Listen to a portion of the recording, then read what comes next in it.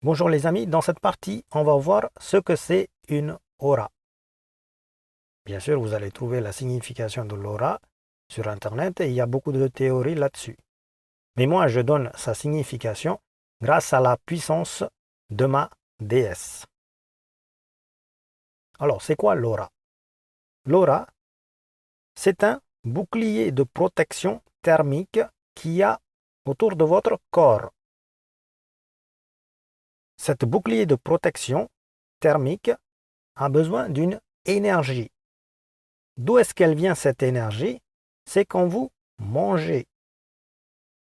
L'énergie que produit votre corps est accumulée sur ce bouclier de protection thermique. Sans ce bouclier thermique, vous allez tomber malade.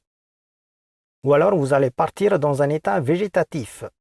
Par exemple, dans un hôpital psychiatrique, vous pourriez voir des personnes qui sont comme une statue. Vous pourriez leur parler, ils vous entendront, mais ils ne vous répondront pas.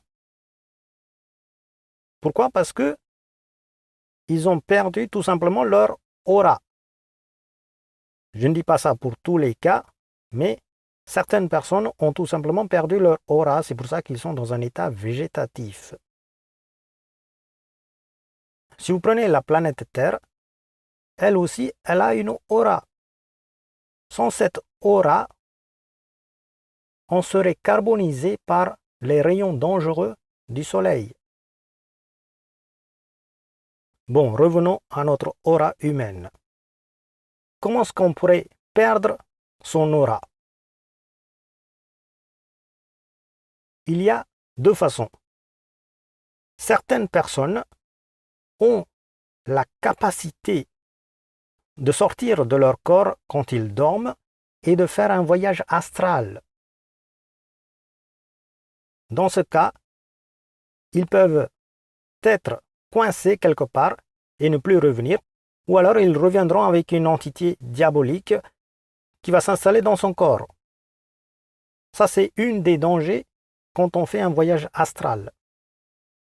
Si vous avez déjà vu le film Insidious, vous pourrez voir que le petit garçon, il fait un voyage astral. Il fait naturellement. Bon, après, ils ont exagéré quand même dans le film pour que ça soit intéressant. Mais la base, elle est bonne. D'autre part, on pourrait faire également un voyage astral grâce à une déesse spéciale. Cette déesse, elle est puissante et elle est au pied de la déesse mère Kali. Personnellement, moi, je fais des voyages astrales grâce à cette déesse. Mais je ne me balade pas parce que ça me fait plaisir. Non, je voyage si besoin.